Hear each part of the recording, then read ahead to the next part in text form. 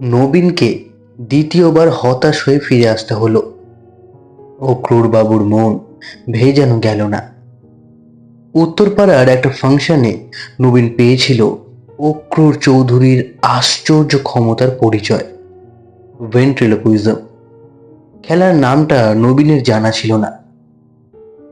সেটা বলে দেয় দ্বিজপদ। দ্বিজুর বাবা অধ্যাপক, তার লাইব্রেরিতে নানান বইয়ের সম্ভার। দ্বিজু নামটা বলে বানানটাও শিখিয়ে দিল, VINTRILOQUISM,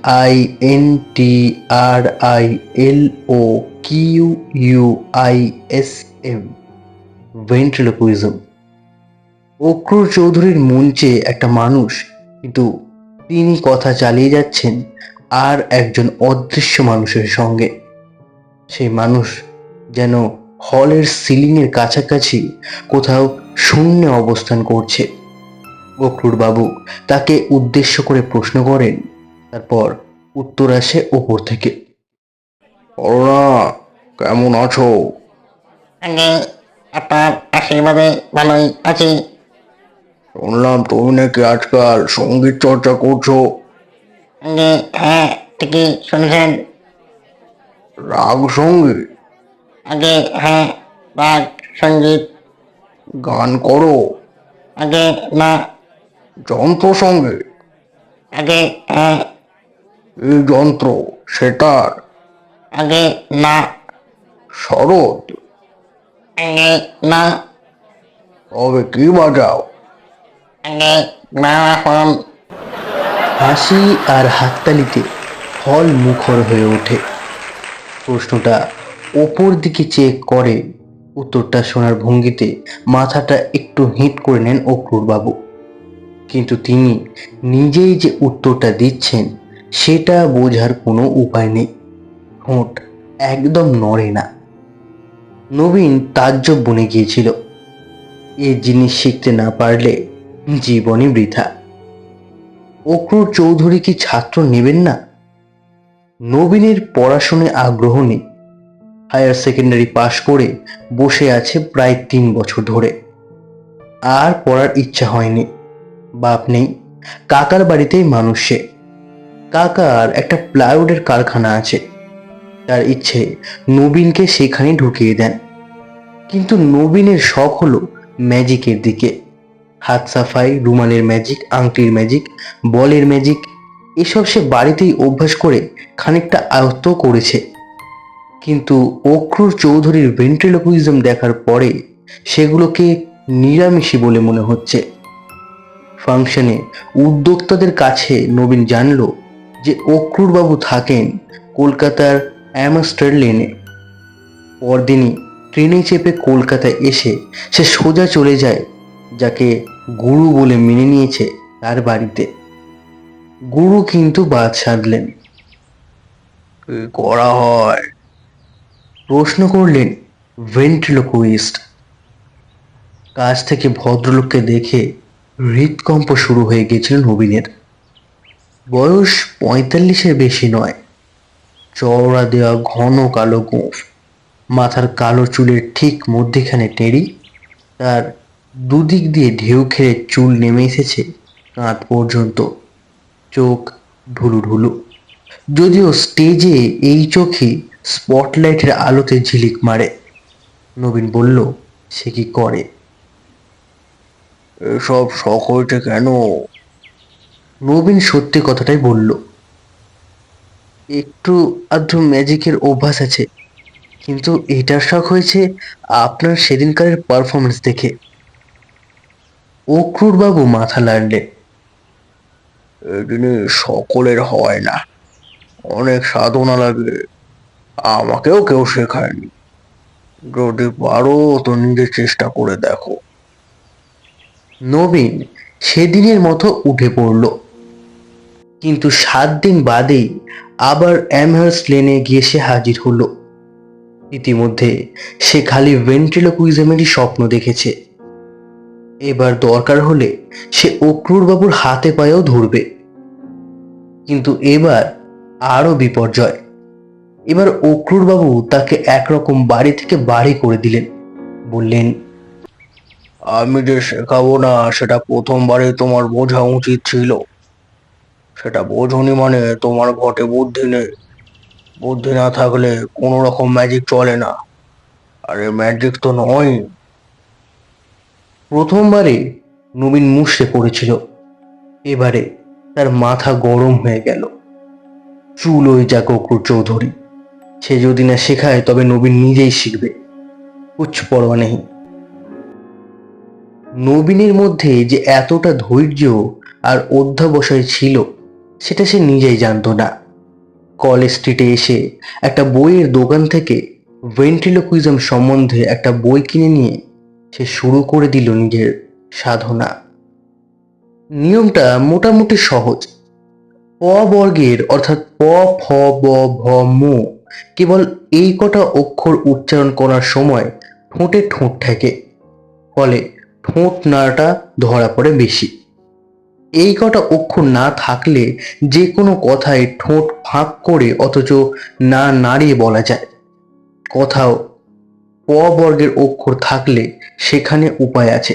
যেমন তুমি কেমন আছো কথাটা যদি তুমি কেমন আছো করে বলা যায় তাহলে আর ঠোঁট নাড়াবার দরকারই হয় না, কেবল জিভ নাড়ালেই চলে। প, ফ, ব, ভ, ম এই জায়গায় ক, খ, গ, ঘ, ঙ এই হলো নিয়ম। কথোপকথন যদি হয় এই রকম, তুমি কেমন আছো? ভালো আছি। আজ বেশ ঠান্ডা পড়েছে তাই না? তা পড়েছে, দিব্যি ঠান্ডা। তাহলে সেটা বলতে হবে এইভাবে, তুমি কেমন আছো? ভালো আছি। আজ বেশ ঠান্ডা পড়েছে তাই না? তা করেছে, দিগ্গির ঠান্ডা।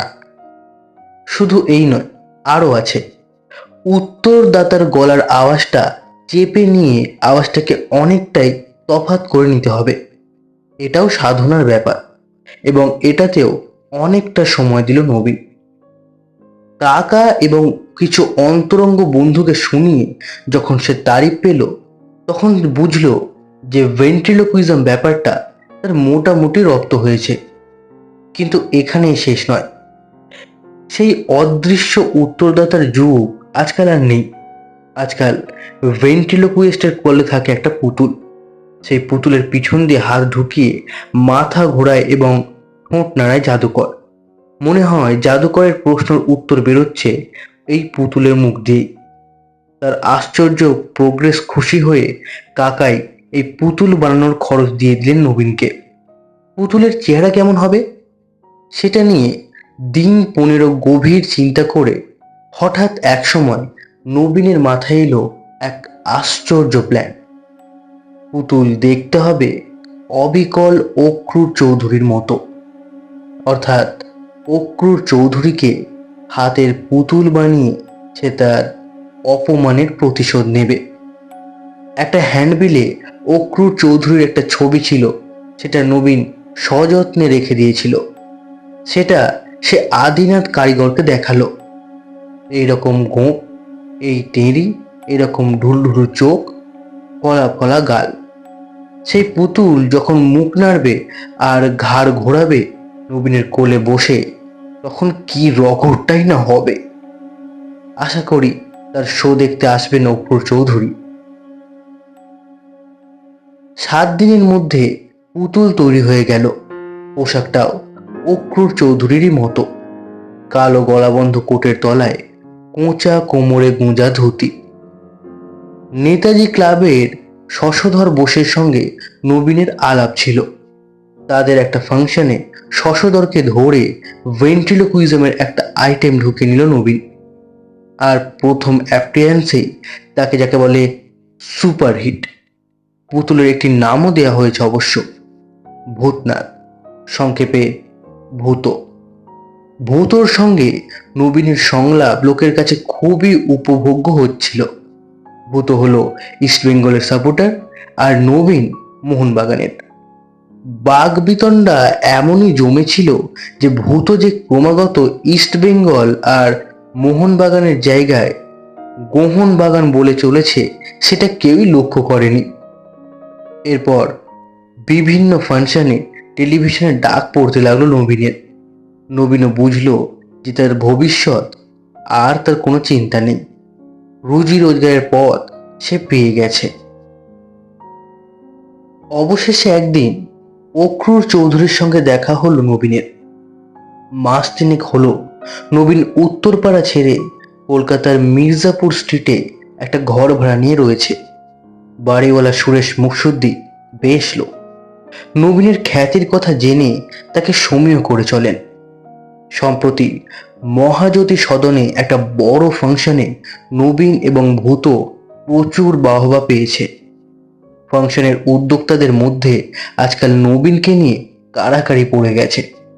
নবীনের নিজের ব্যক্তিত্বেও সাফল্যের ছাপ পড়েছে। তার চেহারাও আজকাল কথাবার্তায় একটা নতুন জৌলুস লক্ষ্য করা যায়। হয়তো মহাজ্যোতি সদনের অনুষ্ঠানে অক্রুরবাবুও উপস্থিত ছিলেন এবং অনুষ্ঠানের উদ্যোক্তাদের কাছ থেকে নবীনের ঠিকানা জোগাড় করেছিলেন। সেদিনের আইটেম নবীন আর ভূতর মধ্যে কথাবার্তা হচ্ছিল পাতাল রেল নিয়ে। যেমন, কলকাতায় পাতাল রেল হচ্ছে, জানো তো ভূত?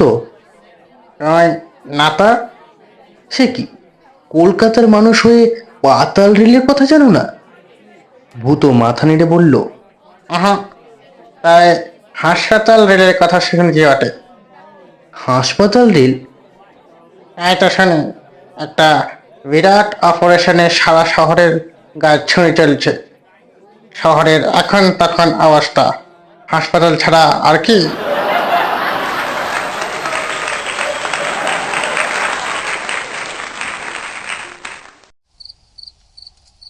আজ নবীন ঘরে বসে নতুন সংলাপ লিখছিল লোডশেডিং কেন্দ্র করে। লোডশেডিং, জিনিসের দাম বাড়া, বাস ট্রামে ভিড় ইত্যাদি সেসব জিনিসপত্র নিয়ে।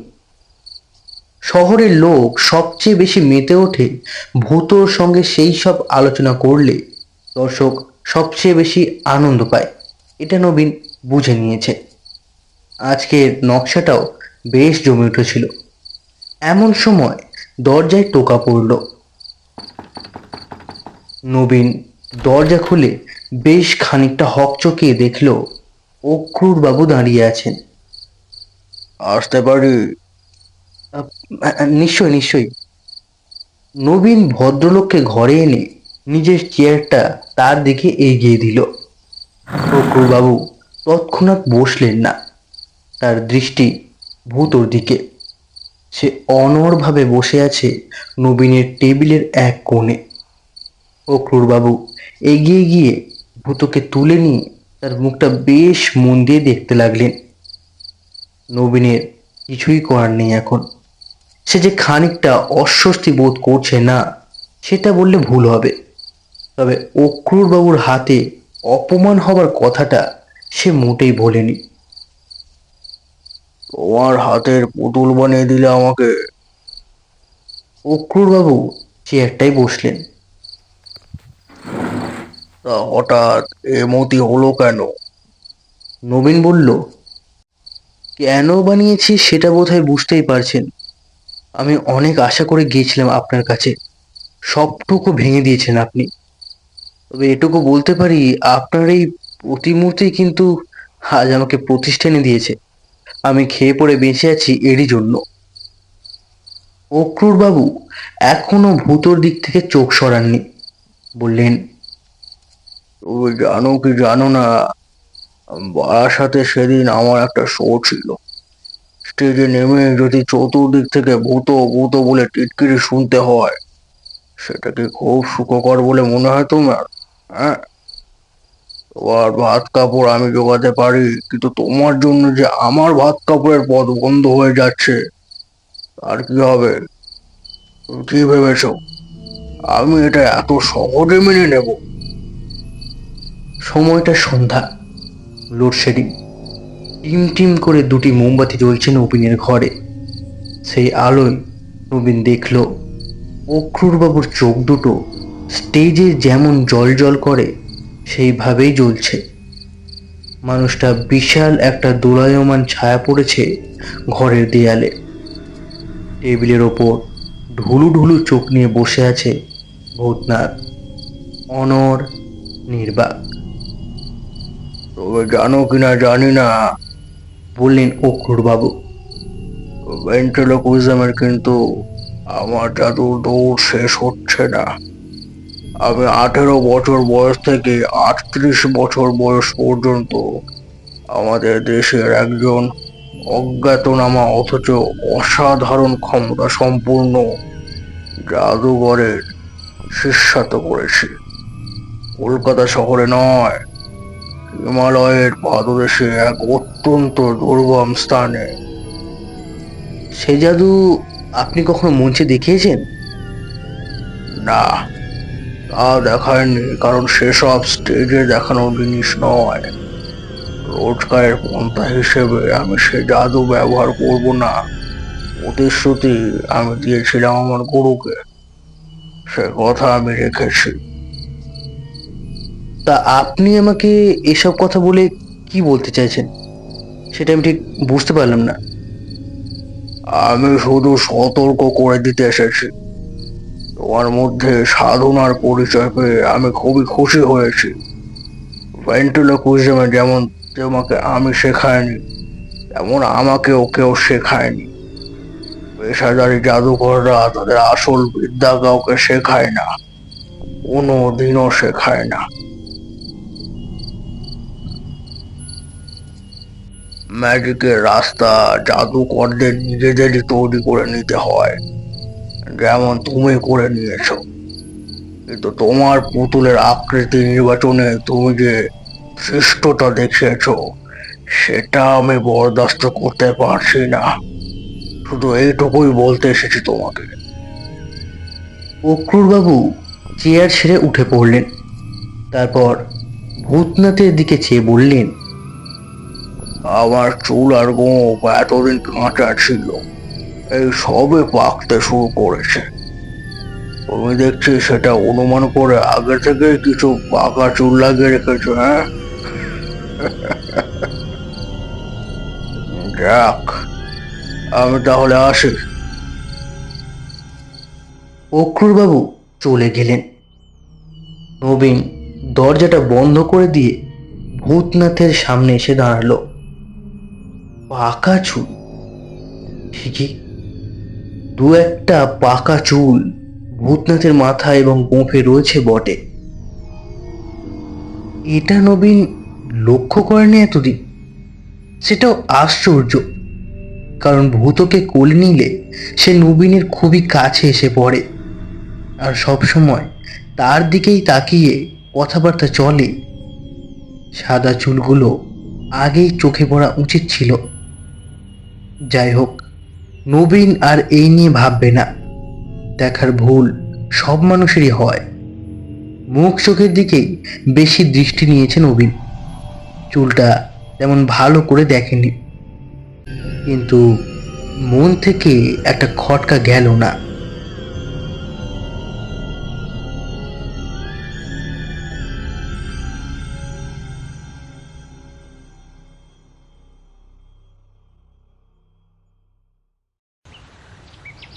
ভূতকে বয়বার জন্য নবীন একটা চামড়ার কেস করে নিয়েছিল। সেই কেসে করে সে পরদিন হাজির হলো চিতপুর আদিনাথ পালের কাছে। আর সামনে কেস থেকে ভূতকে বের করে মেঝেতে রেখে নবীন বললে, দেখুন তো, এই পুতুলের মাথায় আর গোঁফে যে সাদা চুল রয়েছে, সে কি আপনারই দেওয়া? আদিনাথ পাল ভারী অবাক হয়ে বলল, এ আবার কি বলছেন স্যার? পাকা চুলের কথা তো আপনি বলেননি। বললে কাঁচা পাকা মিশিয়ে দিতে তো কোনো অসুবিধে ছিল না। দু রকম চুড়ি তো আছে স্টকে, যেমনটি আপনি চান। ভুল করে দু একটা সাদা চুল মিশে যেতে পারে নাকি? ভুল তো মানুষেরই হয় বটেই, তবে তেমন হলে আপনি পুতুল নেবার সময় বলতেন নাকি? আমার কি মনে হয় জানেন স্যার, অন্য কেউ এসে এ চুল লাগিয়ে দিয়েছে, আপনি টেরও পাননি। তাই হবে নিশ্চয়ই। চেতলায় ফ্রেন্ডস ক্লাবের ফাংশনে একটা মজার ব্যাপার হলো। ভূতর জনপ্রিয়তার এইটাই প্রমাণ যে ফাংশনের উদ্যোক্তারা তার আইটেম রেখেছিলেন সবার শেষে। লোডশেডিং নিয়ে রসালো কথোপকথন চলছে ভূত আর নবীনের মধ্যে। নবীন দেখল যে ভূতর উত্তরে সে যেসব সময় তৈরি কথা ব্যবহার করা হচ্ছে তা নয়। তার কথার অনেক সময় এমন সব ইংরেজি শব্দ ঢুকে পড়ছে যেগুলো নবীনও কখনোই ব্যবহার করে না। বড় জোর তার মানেটুকু জানে কেবল। নবীনের পক্ষে এ একেবারে নতুন অভিজ্ঞতা। অবশ্যই তার জন্য শোয়ের কোনো ক্ষতি হয়নি, কারণ কথাগুলো খুবই লাকসই ভাবেই ব্যবহার হচ্ছিল আর লোকেও তারিফ করছিল খুবই।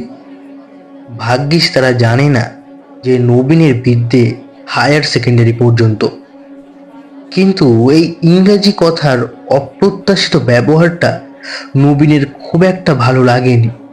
তার সবসময় মনে হচ্ছিল অন্য একজন কেউ তার অলক্ষ্যে তার উপর কর্তৃত্ব করছে।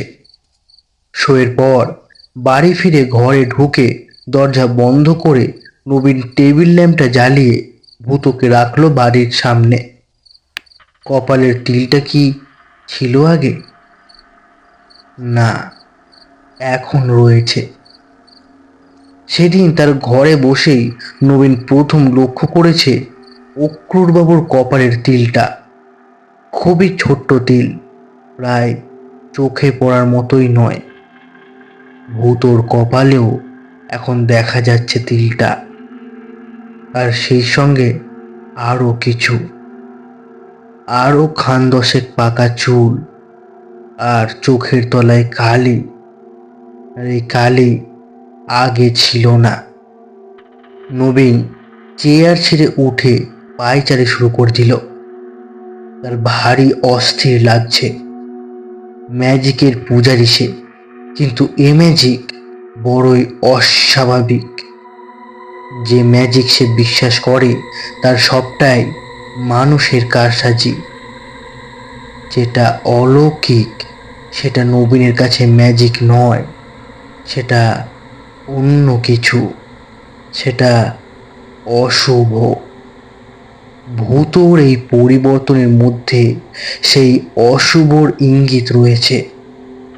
অথচ একদৃষ্টে চেয়ে থেকেও ভূতকে পুতুল ছাড়া আর কিছুই মনে হয় না। চোখে সেই ঢুলু ঢুলু চাহনি, ঠোঁটের কোণে অল্প হাসি, আর খেলার সময় তার নিজের হাতের কারসাজি ছাড়া যে অন্য কোনো পুতুলের মতোই সে অসাড়, নির্জীব। অথচ তার চেহারায় অল্প অল্প পরিবর্তন ঘটেই চলেছে। আর নবীন কেন জানি বিশ্বাস করে এই পরিবর্তনগুলো অক্রুর চৌধুরীর মধ্যেও ঘটছে। তারও চুলে পাক ধরেছে, তারও চোখের তলায় কালি পড়েছে। ভূতোর সঙ্গে মাঝে মাঝে কথা বলে টেকনিকটা ঝালিয়ে নেওয়ারও অভ্যাস নবীনের প্রথম থেকেই। যেমন, আজ দিনটা বেজায় গুমোট করছে, তাই না রে ভূত? হ্যাঁ, গেজায় গুমট। তবে তোর সুবিধে আছে, খাম হয় না। পুতুলের আগার ঘাং। আজও প্রায় আপনা থেকেই নবীনের মুখ থেকে প্রশ্নটা বেরিয়ে পড়ল, এসব কি হচ্ছে বলতো ভূত? উত্তরটা এলো নবীনকে চমকে দিয়ে। কর্মফল, কর্মফল। কর্মফল? নবীনের ঠোঁট দিয়েই উচ্চারণটা হয়েছে, যেমন হয় স্টেজে, কিন্তু উত্তরটা তার জানা ছিল না। এটা তাকে দিয়ে বলানো হয়েছে। কে বলিয়েছে সে সম্বন্ধে নবীনের একটা ধারণা আছে। সে রাত্রে চাকর শিবুর অনেক অনুরোধ সত্ত্বেও নবীন কিছুই খেলো না। এমনিতে রাত্রেও ঘুম ভালোই হয়, কিন্তু সাবধানের মার নেই, তাই আজ একটা ঘুমের বড়ি খেয়ে নিল সে। একটা নাগাদ বুঝতে পারলো বড়িতে কাজ দেবে। হাত থেকে পত্রিকাটা নামিয়ে রেখে হাত বাড়িয়ে টেবিল ল্যাম্পটা নিভিয়ে দিতেই চোখের পাতা বুজে এলো নবীনের।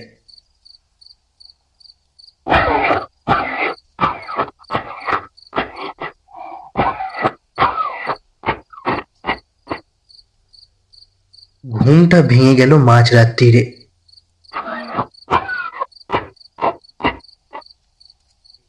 ঘরে কে কাশলো? সে নিজে কি? কিন্তু তার তো কাশি হয়নি। অথচ কিছুক্ষণ থেকে যেন খুক খুক শব্দটা শুনতে পাচ্ছে সে।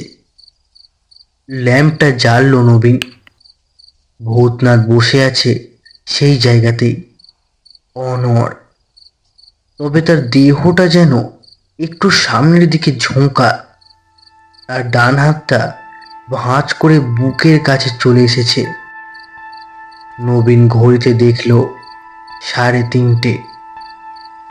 বাইরে পাহাড়ওয়ালার লাঠির ঠক ঠক। দূরে কুকুর ডাকছে। একটা পেঁচা কর্কশ শব্দে ডাকতে ডাকতে উড়ে গেল তার বাড়ির ওপর দিয়ে। পাশের বাড়িতে কাকুর কাশি হয়েছে নিশ্চয়ই। তার জানলা দিয়ে হাওয়া এসে ভূতোর শরীরটা সামনে ঝুঁকিয়ে দিয়েছে।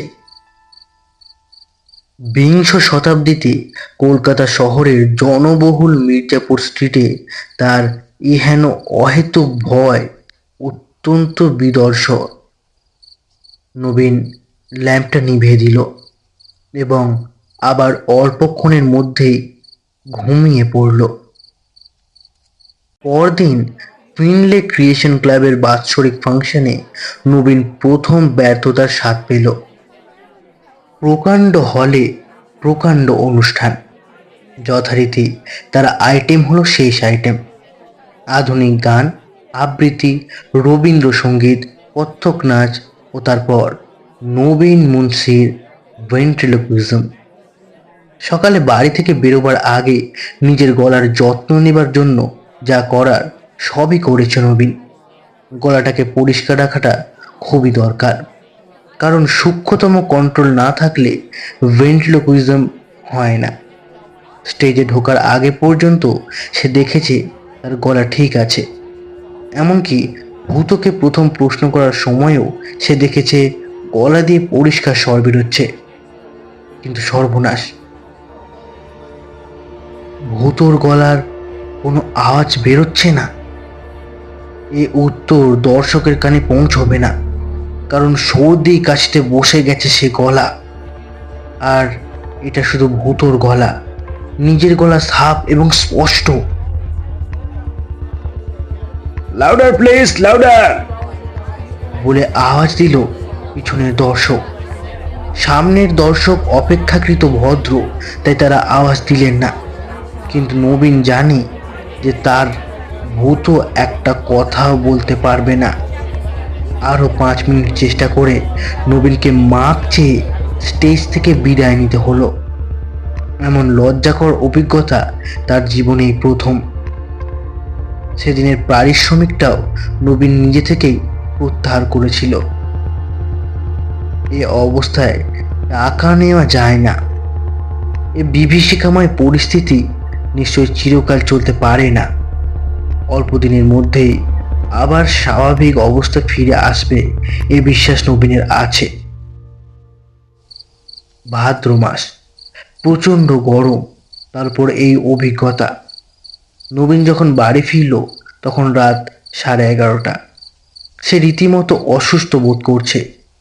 এই প্রথম ভূতর ওপর একটু রাগ অনুভব করছে সে। যদিও সে জানে ভূত তারই হাতের পুতুল, ভূতর দোষ মানে তারই দোষ। টেবিলের ওপর ভূতকে রেখে নবীন দক্ষিণের জানলাটা খুলে দিল। হাওয়া বিশেষ নেই, তবে যেটুকু আসে, কারণ আজ শনিবার, রাত 12টার আগে পাখা চলবে না। নবীন মোমবাতিটা জেলে টেবিলে রাখতেই একটা জিনিস দেখে তার হাত পা ঠান্ডা হয়ে গেল। ভূতর কপালে বিন্দু বিন্দু ঘাম। শুধু তাই না, ভূতর গালে চকচকে ভাবটা আর নেই। ভূত শুকিয়ে গেছে, আর ভূতর চোখ লাল। এই অবস্থাতেও নবীন তার পুতুলের দিকে আরো 2 পা এগিয়ে না গিয়ে পারল না। কত বিস্ময়, কত বিভীষিকা তার কপালে আছে সেটা দেখবার জন্য যেন তার জেদ চেপে গেছে। দুপার বেশি এগোনো সম্ভব হলো না নবীনের পক্ষে। একটি জিনিস চোখে পড়ায় তার চলা আপনি বন্ধ হয়ে গেছে। ভূতর গলা বন্ধ কোটের বুকের কাছটায় একটা মৃদু উত্থান পতন। ভূত শ্বাস নিচ্ছে। শ্বাসের শব্দ শোনা যাচ্ছে কি? হ্যাঁ, যাচ্ছে বলছি।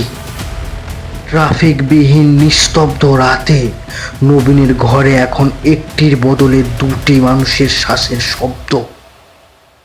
হয়তো চরম আতঙ্ক আর প্রচন্ড বিস্ময় থেকেই নবীনের গলা দিয়ে একটা অস্ফুট শব্দ বেরিয়ে পড়ল, ভূত। আর সেই সঙ্গে এক অশরীরী চিৎকার নবীনকে ছিটকে পিছিয়ে দিল তার তক্তপোষের দিকে।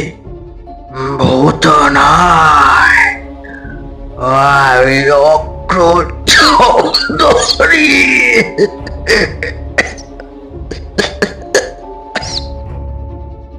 নবীন জানে সে নিজে এই কথাগুলো উচ্চারণ করেনি। কণ্ঠস্বর ওই পুতুলের। অক্রূর চৌধুরী কোনো এক আশ্চর্য জাদু বলে ওই পুতুলকে সরব করে তুলেছেন। নবীন চেয়েছিল অক্রূর চৌধুরীকে তার হাতের পুতুল বানাতে। এই জিনিস নবীন চায়নি। এই জ্যান্ত পুতুলের সঙ্গে একা ঘরে এই একা নবীনের পক্ষে থাকা অসম্ভব। সে এখনই কি যেন একটা শব্দ হলো, একটা নিঃশ্বাসের শব্দ কমে গেল কি? হ্যাঁ, ঠিক তাই। ভূত আর নিঃশ্বাস নিচ্ছে না। তার কপালে আর ঘাম নেই, তার চোখের লাল ভাবটা আর নেই, চোখের তলায় আর কালি নেই। নবীন খাট থেকে উঠে গিয়ে ভূতকে হাতে নিল। একটা তফাৎ হয়ে গেছে কেমন করে জানি এই অল্প সময়ের মধ্যেই। ভূতর মাথা আর ঘোরানো যাচ্ছে না, ঠোঁট আর নাড়ানো যাচ্ছে না। যন্ত্রপাতিতে জাম ধরে গেছে মনে হয়। আর একটু চাপ দিলেই ঘুরবে কি মাথাটা? চাপ বাড়াতে গিয়ে ভূতর মাথাটা আলগা হয়ে টেবিলের ওপর খুলে পড়ল।